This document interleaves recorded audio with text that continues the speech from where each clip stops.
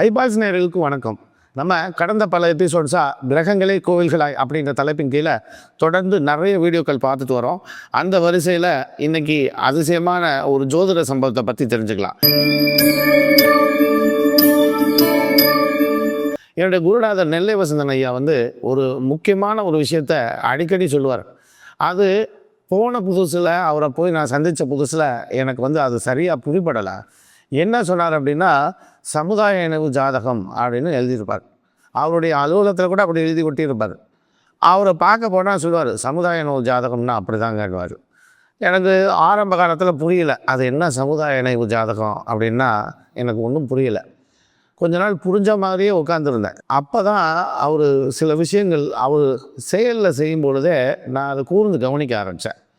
என்னென்னா, இப்போ நான் முதல்ல போய் அவரை பார்க்க போயிட்டேன். அந்த அலுவலகத்தில் அவர் கதை திறந்த உடனே நான் போய் உட்காந்துட்டேன். அப்போ என் பேர் சதீஷ்குமார். என்னுடைய சதீஷ்குமார்ன்ற பேர் இன்னென்ன கிரகங்கள் தரும் அப்படின்றது அவருக்கு தெரியும் இல்லையா? அப்போ இந்த கிரகங்கள் வந்துருச்சு அப்படின்னா இன்ன கிரகங்கள் உள்ள ஆள் அடுத்து வருவான் அப்படின்னு வரும்.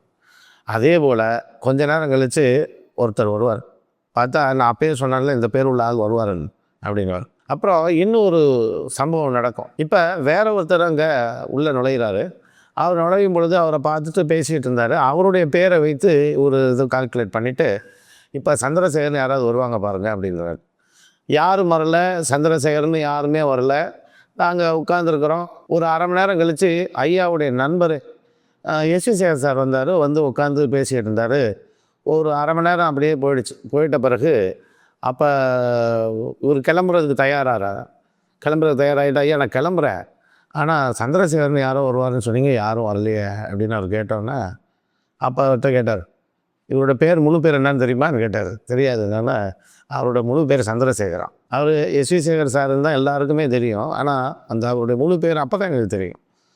அரை மணி நேரத்தில் இது நடக்குது. இது ஒவ்வொரு சம்பவத்தையும் வரப்போகிற ஆளுங்க எப்படி சொல்கிறாருன்றது ஒரு ஆச்சரியத்தை விளைவிக்கும் இல்லையா? இப்போ வரக்கூடிய நபர்கள் ஏதாவது ஒரு நபரின் பெயரை குறிப்பிடுறாங்க அப்படின்னா, அந்த நபரோட பெயர் உள்ளவங்க அடுத்து உள்ளே வரவங்க அந்த பேர் உள்ள ஆளோடைய அன்றைக்கி தொடர்பு வச்சுருப்பாங்க. அதுதான் இங்கே பெரிய அதிசயம். கிரகங்களுடைய இயக்கம் அப்படி தான் நடக்குது. உதாரணத்துக்கு இப்போ இங்கே ராம்னு ஒருத்தர், இப்போ தான் சார் பார்த்துட்டு வந்தேன், அந்த ராம் எனக்கு பணம் தர வேண்டியிருக்கு சார் அப்படின்னு சொல்லிட்டு இருக்கும்போது இவர் அப்படியான்னு கேட்டுப்பார். அடுத்து உள்ள ஒருத்தர் வந்தோடனே, நீங்கள் ராமநாதன் யாரையாவது பார்த்தீங்களான்னு கேட்பார். சார் வாசலில் நின்று அவர்கிட்ட தான் சார் ஃபோன் பேசிட்டு வந்தேன், இந்த பாருங்கன்னு சொல்லி அந்த ஃபோன் எடுத்து காட்டுவார். இன்னும் அவர் பேசிக்கிட்டே இருக்கும் பொழுது அவர் ஏதாவது ஒரு நபருடைய பெயரையோ இல்லை வேறு ஏதாவது சொல்லும் பொழுது மூன்றாவது நபர் உள்ளே நுழைஞ்சதுன்னா இந்த பேரை அங்கே கேட்பார். இந்த பேர் உள்ள ஆளை நீங்கள் சந்திச்சிங்களா? சார் அவர் கடைக்கு போயிட்டு தான் சார் இப்போ வர்றேன், அவர்கிட்ட பேசிட்டு தான் சார் வரேன்னு சொல்லுவாங்க. ரொம்ப ஆச்சரியமாக இருக்கும். இதை எப்படி இவர் செயல்படுத்துகிறாரு அப்படின்னு இவர்கிட்ட ஒரு நாள் கேட்டேன். எப்படியா இந்த மாதிரி நீங்கள் இந்த மாதிரிலாம் எப்படி நீங்கள் எடுக்கிறீங்க? என்னென்னா, கிரகங்களையும் நடக்கிற சம்பவங்களையும் கூர்ந்து கவனித்து பாருங்கள், அது நிச்சயம் இதற்கு உண்டான விடையை உங்களுக்கு சொல்லும் அப்படின்னார். இதை நானும் பரீட்சித்து பார்த்தேன். ரொம்ப அற்புதமாக வேலை செய்யும் இந்த முறை. எப்படின்னா, நான் ஜாதகம் பார்க்குறதுக்கு உட்காந்துருந்தா அப்பாயின்மெண்ட் வாங்கினவங்க அன்றைக்கி சிலர் வர முடியாமல் போயிடலாம். சிலர் எக்ஸ்ட்ராவாக சார் நான் பார்த்தே ஆகணுன்ற மாதிரி வேறு வழி இல்லாமல் கொடுக்க வேண்டிய சூழ்நிலையும் அமையலாம். அப்படி ஒரு நாள் அப்பாயின்மெண்ட் கொடுத்துருக்குறாங்க. அந்த குறிப்பிட்ட அப்பாயின்மெண்ட்டு ஒரு 7-8 பேர் அன்றைக்கி நான் பார்க்க வேண்டியிருக்கு அப்படின்னா உட்கார்றேன். காலையில் வந்தவர் ஸ்கூல் ஓனரு, 2வது வந்தது ஸ்கூல் டீச்சரு, 3வது வந்தவங்க ஒரு ப்ளே ஸ்கூல் ஓனரு, 4வது வந்தவங்க இன்னொரு இடத்துல டீச்சராக இருந்து சஸ்பெண்ட் ஆகி பழையபடி வேலைக்கு ட்ரை பண்ணுறவங்க, 5வதாக இருக்கிறவர் ஒரு காலேஜ் ஓனரு.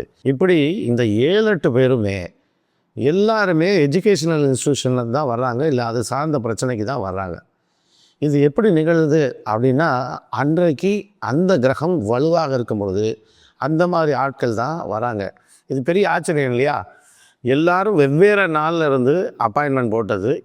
எல்லாருக்கும் இந்த 10ஆம் தேதினா 10ஆம் தேதி தான் இந்த எஜுகேஷனல் இன்ஸ்டியூஷன் ஆளுங்க மட்டும்தான் அப்பாயின்மெண்ட் போட்டாங்க அப்படின்றது எப்படி ஆச்சரியத்தை உண்டு பண்ணுறது? இந்த கிரகங்கள் தான் அப்படி அமைக்க முடியும். மேனுவலாக நாங்கள் பார்த்து கொடுக்குறதில்ல. நீங்கள் ஸ்கூல் வச்சுருக்கீங்களா 10ஆம் தேதி வாங்க, நீங்கள் டீச்சராக 10ஆம் தேதி வாங்கன்னு யாருக்கும் சொல்கிறதில்ல. இது இயற்கையாக அமைகிறது. ஒரு சில நேரத்தில் பார்த்திங்கன்னா காலையில் ஒரு விவாகரத்து ஆன ஒரு ஜாதகம் வந்தது அப்படின்னா அன்றைய நாள் முழுவதும் பார்த்திங்கன்னா ஒரு 5-6 விவாகரத்தான ஜாதகமாக வரும். 1-2 இது போல பஞ்சாயத்தை கொண்டு வரக்கூடிய அளவுக்கு திருமண நிகழ்வாக இருக்கும். இந்த மாதிரியான விஷயங்கள் தான் வரும். அதனுடைய ரிசல்ட்டும் நமக்கு தெரிஞ்சுக்குவோம். இன்னைக்கு காலையிலேருந்து எந்த மாதிரியான ஜாதகங்கள் வந்தது அப்படின்றத வச்சும் நம்ம பல விஷயத்தை கண்டுபிடிச்சிட முடியும். இது மட்டும் கிடையாது. இந்த சமுதாய இணைவு ஜாதகம்ன்றது இந்த கிரகங்களை கொண்டு சொல்கிறது தான். இப்போது ஒரு சுவாரஸ்யமான சம்பவம் எங்கள் குருநாதரோட நான் இருக்கும்பொழுது நடந்தது சொல்கிறேன். அப்போது மதுரைக்கு நாங்கள் போயிருக்கிறோம். மதுரைக்கு போயிருக்கும்போது அவரை பார்க்குறதுக்கு ஒரு 15-20 பேர் அந்த ரூமுக்கு வந்துட்டாங்க. எல்லாரும் உட்கார்றதுக்கு சேர் இல்லை. சரி, இவர் என்ன பண்ணிட்டாரு, வாங்க தரையில் உட்காரலாம்னு சொல்லிட்டு அவரே தரையில் உட்காந்துட்டார். தரையில் உட்காந்தோன்னே எல்லாரும் தரையில் அவங்க இடத்துல உட்காந்துக்கிட்டாங்க. ஒரு சுத்து போட்ட மாதிரி ஆட்கள் உட்காந்துருந்தாங்க. இப்போ எல்லாருக்கும் என்ன ஆசைன்னா, இவர்கிட்ட ஜாதகம் பார்க்கணும், ஏதாவது கேட்கணும்னு வந்திருக்காங்க. ஆனால் இத்தனை பேருக்கு பார்க்குறதுக்கு அங்கே நேரம் இல்லை. இதில் எனக்கு ரொம்ப வேண்டப்பட்ட நண்பர்கள் என்னை பார்க்குற மாதிரி இவரை பார்க்கவும் வந்துட்டாங்க அங்கே. இப்போ அவங்களும் வேறு உட்காந்துருக்குறாங்க. இப்போ ஜாதக கட்டம் போட சொல்கிறாரு. சோழி பிரசன்னம் அங்கே போடுறோம். போட்டு அது ஒரு ஜாதக கட்டத்தில் அமைத்து பார்த்தா ஏதோ ஒரு ராசியில் சூரியனும் சனியும் சேர்க்கை பெற்று உட்காந்துருக்கு. அப்போது இவர் இடமிருந்து வளமாவோ வளமிருந்து இடமாவோ ஏதோ ஒரு பாதையிலிருந்து தொடங்குறாரு. இப்போ தலையில் யாருக்கு அடிபட்டது அப்படின்னு சொல்லி கேட்டார். இப்போ ஒரு ஆள் கை தூக்குறாரு. எங்களுக்கு தான் தலையில் அடிபட்டதுங்க, இந்த பாருங்கள், இப்போ தான் 3 ஸ்டிச்சு போட்டு தையல் போட்டு இப்போ தான் சரியாச்சு, இதை பாருங்கன்னு சொல்லி அவர் தலையில் இருக்கிற தையலை காட்டுறாங்க. இப்போ இதில் ஏதோ ஒரு சுற்று இடமிருந்தோ வளமிருந்தோ ஏதோ அடுத்த ஆள்கிட்ட அவர் கேட்குறாரு. இப்போ பல்லுக்கு கிளிப்பு போட்டவங்க உங்கள் குடும்பத்தில் யார் இருக்கிறார் அப்படின்னு சொல்லி 2வது நபருக்கு கேட்குறாரு. சார், என் பொண்ணுக்கு தான் சார் கிளிப்பு போட்டோம், இப்போ தான் சார் இவ்வளோ செலவாகிடுச்சு சார்ன்னு சொல்லி அவர் சொல்கிறார். அப்போ அவருக்கு சில பலன்களை சொல்கிறார். அடுத்த ஆள் இப்போ என்ன சொல்கிறாருன்னா, கையில் அடிபட்டிருக்கீங்களா இப்போது யாருக்காவது உங்கள் குடும்பத்தில் அப்படின்னோடனே அவங்க பையன் ஸ்கூல்லேருந்து கீழே விழுந்து அடிபட்டதாக அவங்க ஆள் சொல்கிறார். இப்போ அடுத்த ஆளுக்கு கேட்குறார், நீங்கள் வேலை செய்கிற இடத்துக்கு எதிர்த்த மாதிரி முனியாண்டி விலாஸ் இருக்குதான்னு கேட்டார். எங்களுக்கு தூக்கி வாரிப்பட்டுச்சு. என்னடா ஜாதக கட்டத்தில் முனியாண்டி விலாஸ் இருக்குதான்லாம் எப்படி வருது அப்படின்னா அதுக்கு அப்புறம் விளக்கம் சொன்னார். அப்புறம் 5வது ஆளுக்கு போகிறாரு. 5ஆம் ஆளுக்கு போயிட்டு இப்போ ஏதாவது கோவப்பட்டு ஏதாவது கையையோ உங்கள் உடல்லையோ உங்கள் துன்புறுத்திக்கிட்டீங்களான்னு சொல்லி கேட்டார். ஆமாம், பயங்கர கோவம் வந்து சார், என் மனைவிட்ட சண்டை போடுறேன்னு சொல்லி தரையிலே கையில் குத்தி கை வீங்கி போய் ஒரு 3 நாள் கஷ்டப்பட்டேன் சார் அப்படின்னார். இப்படி ஒரே ஜாதக கட்டத்தை வச்சு அங்கே உட்காந்துருக்க 15-20 பேருக்கும் சொன்னார். இதில் என்னுடைய நண்பர்கள் அந்த 2 பேரும் அடக்கம். அவங்களுக்கு என்ன விஷயத்துக்காக வந்தாங்களோ அந்த விஷயங்கள் இதில் வந்துருச்சு. எனக்கு ஒரே ஆச்சரியம். எல்லாரையும் வச்சுக்கிட்டு எப்படி சொல்கிறீங்க இதெல்லாம் கேட்க முடியாது. அப்போது மீண்டும் பயணம் அவர் என்னோட தானே வந்தேன் அவன் சென்னைக்கு. அப்போது அவரோட வந்துட்டு இருக்கும்போது இதை மெதுவாக அவர்கிட்ட கேட்குறேன், எப்படி அதை சொல்ல முடியும் அப்படின்னா, அந்த ஜாதகம் ஞாபகம் இருக்கா அப்படின்னு கேட்டார். அதை எப்படி மறப்போம், நாங்கள் அங்கே தானே உட்காந்துருந்தோம், அதெல்லாம் அப்போது ஒரு கட்டத்தில் ஒரு கிரகம் எழுதினாலே உள்ளே ஏற்றிடுவோம்ல. உடனே சொன்னேன், இந்த கிரகம் இங்கே இருந்தது, இந்த லக்னம் வந்தது அப்படின்னோடனே முதல் ஆளுக்கு என்ன சொன்னேன் அப்படின்னாரு. முதல் ஆளுக்கு இது போல் தலையில் அடிபட்டதான் கேட்டுங்க. இங்கே பாருங்கள், அவன் தலையில் அடிபட்டது கை தூக்குனான் இல்லையா, கை தூக்குனது லக்னத்தில் சூரியன் சனி. சூரியன் தலையை குறிக்கக்கூடியது, சனி கபாலத்தை குறிக்கக்கூடியது. அப்போ சூரியன் சனி வரும்போது தலையில் ஒரு சேதாரம் ஏற்படும். அவராக கை தூக்கி நான் தான் தாரா, அது அவரு. சரி, அடுத்த ஆளுக்கு வந்து குடும்பத்தில் பல்லுக்கு கிளிப்பு போட்டிங்களான்னு எப்படி கேட்டீங்க அப்படின்னு 2ஆம் வீடு என்ன வீடுனார், குடும்பஸ்தானம். அது முகத்தை குறிக்குது இல்லையா. ஆமாம், முகத்தில் கால்சியம் எங்கே இருக்குது அப்படின்னாரு. நான் அமைதியாக இருந்தேன். பல்லில் இருக்குது அப்படின்னாரு. ஆமாம், பல்லில் இருக்குது அப்படின்னேன். சனி இரும்பு இல்லையா, அப்போது அந்த கால்சியத்தை இழுத்து கட்டுறது வந்து சனியாக இருக்கும் இல்லையா, அதனால தான் சொன்னேன் அப்படின்னாரு. 3வது ஆளுக்கு எப்படி சொன்னீங்க, 3வது ஆளுக்கு என்ன சொன்னேன்னா கையில் அடிபட்டதுன்னு சொன்னீங்க. 3ஆம் வீடு தான் குறிக்கும், கை எப்படின்னா. எனக்கு ஆச்சரியமாக இருந்தது. முனியாண்டி விலாஸ் எப்படி சொன்னேன் கேட்கணும்ல. முனியாண்டி விலாஸ் எப்படி சொன்னீங்க அப்படின்னா, நான் கேட்பார். அவர் வேலை செய்கிற இடம் 10வது வீடு, 10வது வீட்டுக்கு எதிர்த்த வீடு 4வது வீடு, லக்னத்துக்கு 4வது வீடு என்ன வீடுனாரு. என்ன வீடு, போஜனஸ்தானம் அப்படின்னாரு.